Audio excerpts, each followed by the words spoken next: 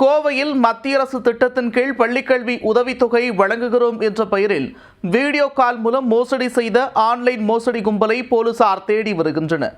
தேன் போல பேசி QR கோடு மூலம் தேவையான பணத்தை கறந்த மோசடி கும்பலின் பின்னணி என்ன?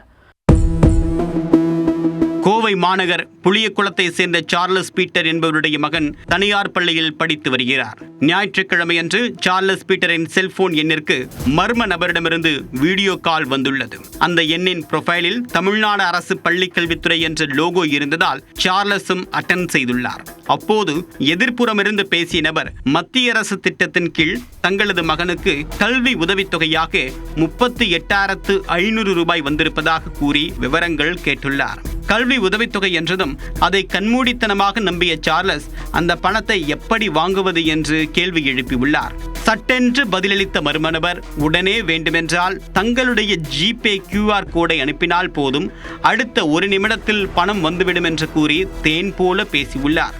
உடனே QR கோடை அனுப்பி வைக்க சிறிது நேரத்தில் மர்ம நபர் மீண்டும் அழைத்துள்ளார். சார், உங்க அக்கவுண்டில் காசு இல்லையா?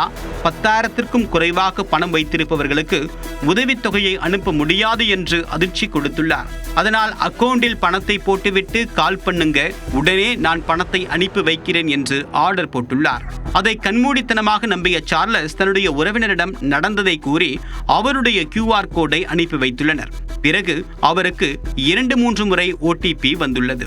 பள்ளிக்கல்வித்துறையின் ஆர்டருக்கான OTP என்று கூறி மர்ம நபர் அதனையும் வாங்கியுள்ளார். அவ்வளவுதான். சார்லஸின் உறவினருடைய வங்கிக் கணக்கில் இருந்து 53,000 ரூபாய் மாயமானது.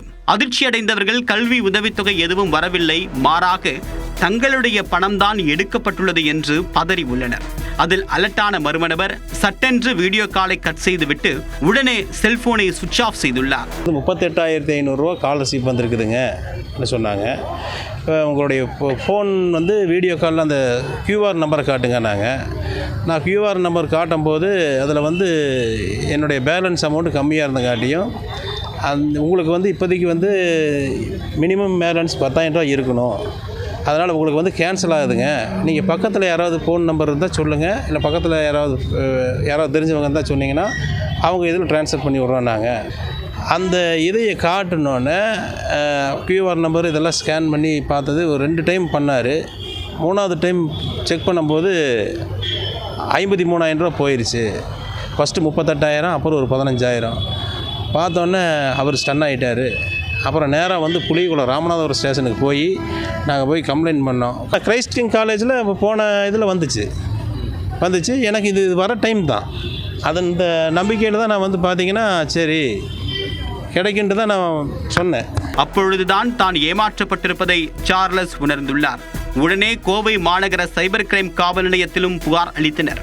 போலீசார் வழக்கு பதிவு செய்து ஆன்லைன் மோசடி கும்பலை தனிப்படை அமைத்து தேடி வருகின்றனர். வீடியோ கால் மூலமாக மத்திய அரசு திட்டத்தின் கீழ் பள்ளிக்கல்வி உதவித்தொகை வழங்குகிறோம் என்று கூறி மோசடி செய்த சம்பவம் கோவையில் அதிர்ச்சியை ஏற்படுத்தி உள்ளது.